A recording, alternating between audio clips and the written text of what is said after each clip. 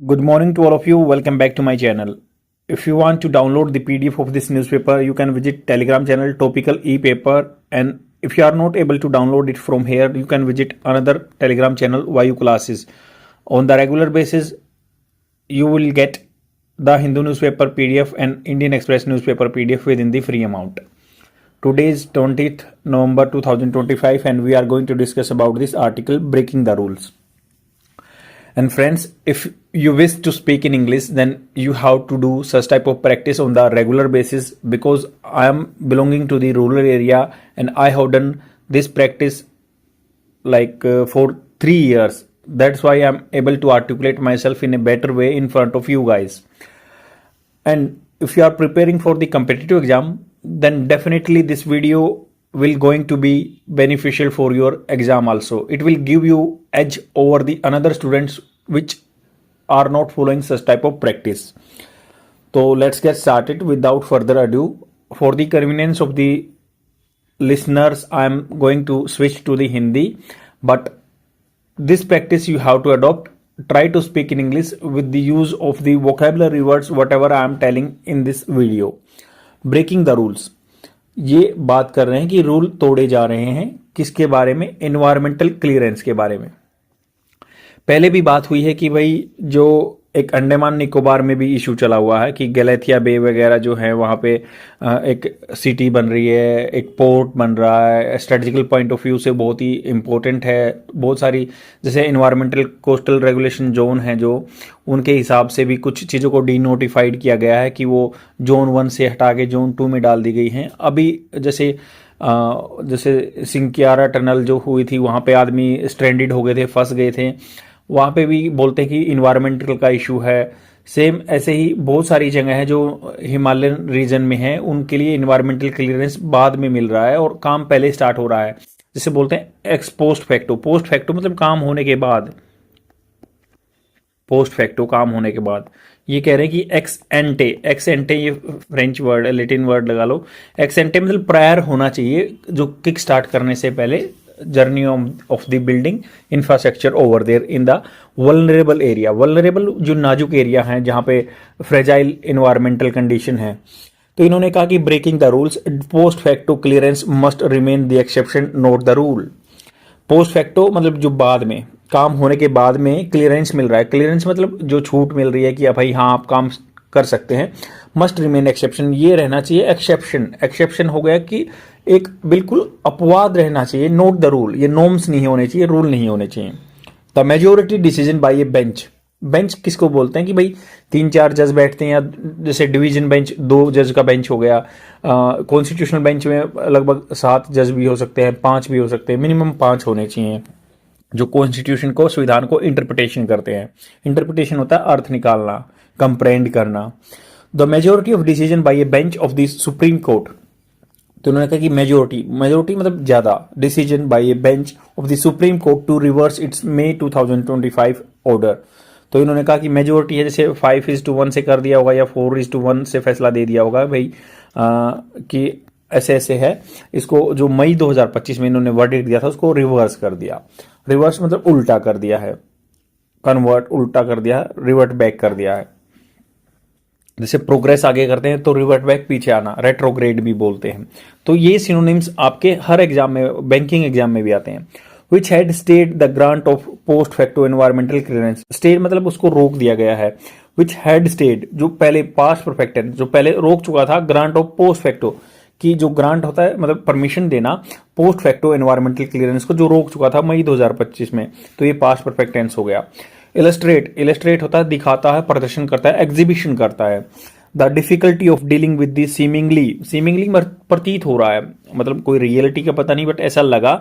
Irreversible consequence of much abuse law. तो उन्होंने कहा ये दर्शाता है, वर्ब की फर्स्ट फॉर्म के साथ ये दर्शा रहा है कि डिफिकल्टी है डील करने में, उसको चीज को सोल्व करने में। सीमिंगली इरिवर्सिबल कंसिक्वेंसेज, इरिवर्सिबल जिसको उल्टा वापस नहीं किया जा सकता। Consequences bad result of the much abuse law, जो कि बहुत ही ज्यादातर अब्यूज लॉ है। द अब्यूज मतलब गलत यूज किया गया लॉ का। जैसे पोस्ट फैक्टो वाले का मतलब काम पहले स्टार्ट हो जाता है, इंडस्ट्रियल की बिग पॉकेट है और हमेशा ही एक मतलब चीज़ आती है सस्टेनेबिलिटी। सस्टेनेबिलिटी मतलब जो आपके पास है अपने बच्चों के लिए छोड़ के जाओगे या नहीं जाओगे, और ये बना रहेगा या नहीं बना रहेगा। और वर्सेस डेवलपमेंट, डेवलपमेंट को बोलते हैं कि भाई डेवलपमेंट करेंगे पर हमें सस्टेनेबिलिटी का भी ध्यान रखना है। ऐसा नहीं कि इन्वायरमेंट ऐसे खराब हो जाए कि सभी ऑक्सीजन मास्क लगा के घूमें। The controversy is also about the form of environmental ministry instrument that normalize this exception. तो एनवायरमेंटल मिनिस्ट्री के ऐसे इंस्ट्रूमेंट हैं, यंत्र हैं, जिनसे इसको नॉर्मलाइज कर दिया है ये पोस्ट फैक्टो वाले सिस्टम को। The environmental protection act EP Act 1986 and EIA notification of 1994। तो इन्वायरमेंटल इम्पैक्ट असेसमेंट जांच करना, असेसमेंट होता है जांच करना, इम्पैक्ट प्रभाव। तो नोटिफिकेशन आया था 1994 का, ईपी एक्ट 1986 का, and 2006 are framed around the prior environmental clearance. तो ये जो कानून है 94 का, 1986 का, 2006 का, ये बनाए गए कि भाई पहले परमिशन ले लिए एनवायरमेंटल क्लियरेंस की। Which means that large construction and industrial project, जो बड़े बड़े कंस्ट्रक्शन के प्रोजेक्ट हैं बिल्डिंग बनाने के या इंडस्ट्रियल प्रोजेक्ट हैं इंडस्ट्री बनाने के, मस्ट नॉट स्टार्ट वर्क काम नहीं स्टार्ट करना चाहिए अनटिल, जब तक नहीं द एन अथॉरिटी, कोई पर्टिकुलर अथॉरिटी, आर्टिकल एन आया है, अथॉरिटी का प्रोनाउंस जब हम करते हैं तो इसको ए आता है जो कि वावल साउंड करता है, हिंदी वाला वावल, तो अथॉरिटी में, तो इसलिए एन आर्टिकल आया। An authority has has verb की third form present perfect tense, जो जा चुकी है, देयर कंसिक्वेंसेस, उसके कंसिक्वेंसेस। जब तक काम स्टार्ट नहीं होना, जब तक कोई ऐसी अथॉरिटी आप उसके असेस कर चुकी है। Decision by the court including common cause 2017, common cause का एक मतलब एनजीओ है, एंड वहाँ 2017 में डिसीजन आया था, court including common cause and Alembic pharmaceutical 2020 treated post facto EC as a impermissible where prior EC was mandatory। तो दो केस का डिस्कशन हो गया, 2017 का कॉमन कोज का, दूसरा क्या है एलेमेबिक फार्मास्यूटिकल्स, जो फार्मास्यूटिकल की कंपनी थी 2020 का। और सबको पता है कि फार्मास्यूटिकल कंपनी वहाँ पे होती है बिल्कुल अफ्लुएंट जो होता है, उसका गंध जो होता है बहुत ही स्टिंकी होता है, बहुत ही मतलब मैसी होता है, और उसको वहाँ पे बियर करना, जो आदमी आसपास रहते हैं उनको बहुत टिपिकल सिचुएशन कंसिक्वेंसेस झेलने पड़ते हैं। द ऑर्डर इन मई में आ इन वनाशक्ति, तो मई में भी एक वनाशक्ति के नाम से read this as ruling out. Ruling out होता है जैसे आप रूल आउट करते हैं ना, फूटा लगा के, जैसे स्केल को मार्जिन बना देते हैं, रूल आउट कर देते हैं, बाहर कर देते हैं, तो रूलिंग आउट करते हैं। पोस्ट फैक्टो उन्होंने किया था ECs environmental clearance all together for such project, उन्होंने इनको रूल आउट कर दिया था, बिल्कुल खारिज कर दिया था कि ऐसे नहीं होगा, बाद में नहीं ले सकते आप। मई में भी ऑर्डर आया था जो वन शक्ति के नाम से। The new majority does not say EC is not no longer the rule। तो नई मेजोरिटी वाला सिस्टम जो है वो नहीं कह रहा है कि भाई EC first is no longer rule, ये रूल नहीं है, but locates a narrow space, but ये इन्होंने एक निशान लगा दिया, लोकेट कर दिया, जैसे बोलते हैं ना लोकेट, फाइंड आउट कर दिया, नैरो स्पेस, बहुत कम जो जगह है for the post facto clearance. तो पोस्ट फैक्टो क्लियरेंस के लिए फिर भी उन्होंने स्पेस छोड़ दिया by relying on the Alembic and D Swami and others to allow regulation when considerable resources have already been committed. तो उन्होंने कहा कि कंसिडरेबल रिसोर्सेज बोल रहे हैं कि भाई लगभग 20,000 करोड़ रुपया लगा दिया उन्होंने, अच्छी खासी मात्रा में जो उनके रिसोर्सेज हैं वो लगा दिए, हैव बीन कमिटेड, वो कमिटेड कर चुके हैं, यूजुअली विद फाइन्स, और उन पे फाइन्स भी लगेगा। तो इसलिए क्या कह रहे हैं कि भाई फाइन्स दे दो और आप क्लियरेंस स्टार्ट कर दो। ये जो डी स्वामी कंपनी है या एलेमेबिक फार्मास्यूटिकल है, this still means that ministry can maintain EC first as the legal default.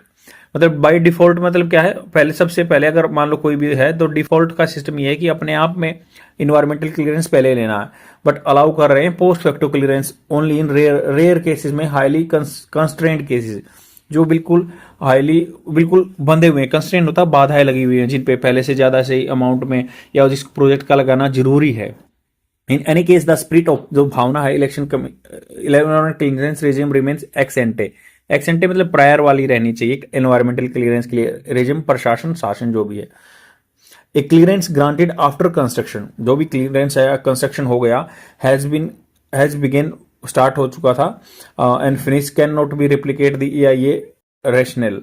तो उन्होंने कहा कि क्लियरेंस जो ग्रांटेड होता है कंस्ट्रक्शन के बाद, हैज बिन बिगन हो गई है, स्टार्ट हो गई है, फिनिश हो गई है, कैन नॉट रेप्लिकेट, कॉपी नहीं कर सकता EIA के रैशनल को, which is to make environmental related decision before the potential cumulative होता है इकट्ठा कंसिक्वेंसेज, बुरे परिणाम आर अंडरवे रास्ते में। तो इन्होंने कहा कि जो क्लियरेंस देते हैं ग्रांटेड कंस्ट्रक्शन बनाने के बाद, जो स्टार्ट हो गया है या फिनिश हो गया है, कैन नॉट रेप्लिकेट, ये उसकी कॉपी नहीं कर सकता। जो इन्वायरमेंटल इम्पैक्ट असेसमेंट जो रैशनल होती है, जो थॉट प्रोसेस होता है उसका, या तर्क संगत होता है, which is to make environmental related decision before the potential cumulative consequences, जो पोटेंशियल उसके जो आने वाले क्यूमुलेटिव गड़बड़ होगी, कॉन्सिक्वेंसेज बुरे परिणाम होंगे, अंडरवे होंगे, तो उससे पहले ये करना है। Post facto clearance can only impose penalties, post facto में क्या है, सिर्फ क्लियरेंस में क्या है, फाइन लग सकती हैं ओनली, केवल एंड प्रिस्क्राइब या सलाह दे सकते हैं मिटिगेशन कैसे कम किया जा सकता है, ऑर्डर या क्लोजर बंद करने का या डिमोलिशन तोड़ा फोड़ा जा सकता है। इवन इफ का मतलब भले ही जुडिशरी परमिट कर रही है सच एज एनवायरमेंट क्लियरेंस इन सम सर्कमस्टांसेस। नाउ कुछ ऐसे सर्कमस्टांसेस में कि भाई पैसा ज्यादा लगा दिया तो इन्वायरमेंटल क्लियरेंस के लिए अलाउ कर रही है, the clearance will be remedial as a उपचार की तरह देखना चाहिए, and sit uneasily with the structure of environmental jurisprudence in India since the 1990। तो ये जो है इसको आके बैठना चाहिए, जो अनइजली, जो बिना इजी होता है आसान तरीके से, बिना आसानी से, with the structure of environmental, जो ढांचा दिया हुआ ना एनवायरमेंटल जूरिस्प्रूडेंस होता है न्याय संगत इन इंडिया सिंस 1990। तो जो ये अनइजली बैठता है, क्योंकि 1990 से ये बनाया गया है कि भाई हमें तो पहले क्लियरेंस लेना, बट अब ये जो रेमेडियल दे दिया ना, ये थोड़ा सा उसके साथ अनइजी की तरह बैठता है। The majority concern about the differential treatment of the post and future violation in understandable. तो ये अभी क्या है, मेजोरिटी जो चिंता है उनकी, जो मेजोरिटी की, कि डिफरेंशियल ट्रीटमेंट हो रहा है, अलग अलग तरह से अलग अलग ट्रीटमेंट हो रहा है पास्ट और फ्यूचर वायलेटर्स, जो पास्ट में जिन्होंने उल्लंघन कर दिया या फ्यूचर में जो उल्लंघन करेंगे, इज अंडरस्टैंडेबल दिख रहा है। इवन इफ मतलब भले ही इट इज रेमेडीज नोट, इसकी कोई उपचार नहीं है, जो काम पहले से लगा दिया, क्या कर सकते हैं। वन शक्ति स्ट्रक डाउन द 2017 नोटिफिकेशन। अब वन शक्ति ने क्या करा, स्ट्रक डाउन मतलब होता है खारिज कर देना, रद्द कर देना, नल एंड वॉइड कर देना नोटिफिकेशन को, and subsequent environmental office memoranda that facilitated post facto EC. तो पोस्ट फैक्टो ईसी को अलाउ कर दिया environment, but it let existing post facto EC stand. But ये क्या कर दिया इन्होंने कि पोस्ट फैक्टो को तो खारिज भी कर दिया है, बट ये क्या है, इसने अलाउ कर दिया एग्जिस्टिंग जो हाल फिलहाल में post facto EC environmental clearance stand भी दे दिया। The majority treated this as discriminatory, बहुत सारे आदमी इसको क्या डिस्क्रिमिनेटरी कर रहे हैं कि भाई ये भेदभाव कर रहे हैं, विच इज फेयर, जो कि सही है, सही बात है। But unequal treatment during a shift from permissive to a strictive regime to be expected during the regulatory housekeeping. तो उन्होंने कहा कि भाई ये बात सही है कि हाँ है, पर हमें भी क्या है, हाउस कीपिंग मतलब होता है ठीक ठाक साफ सुथरा रखना, रेगुलेटरी को, नियंत्रण को, और आगे आने वाले को स्ट्रिक्ट रेजिम होगी और अलाउ नहीं किया जाएगा। Its existence does not by itself require that an old route be revived. तो इन्होंने कहा जो इसका एग्जिस्टेंस है, हाल फिलहाल में इसका अस्तित्व है, does not by it self, ये नहीं रिक्वायर करता है या जरूरत पैदा करता है ओल्ड रूट, जो पुराना रूट था उसको रिवाइव किया जाए।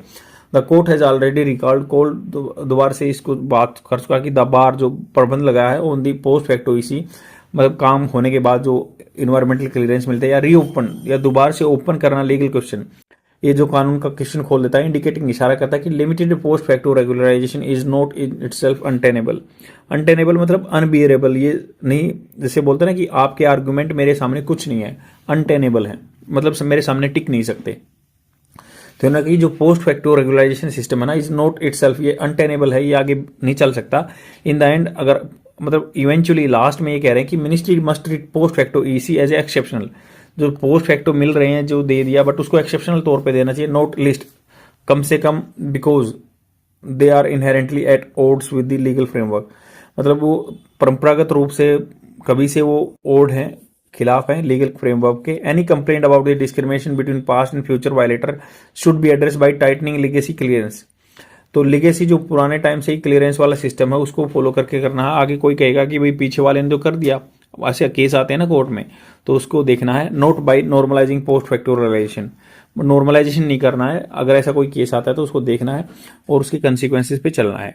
आई होप आपको समझ में आया होगा, शेयर जरूर कर देना। थैंक यू वेरी मच, आज के लिए इतना ही, बाय।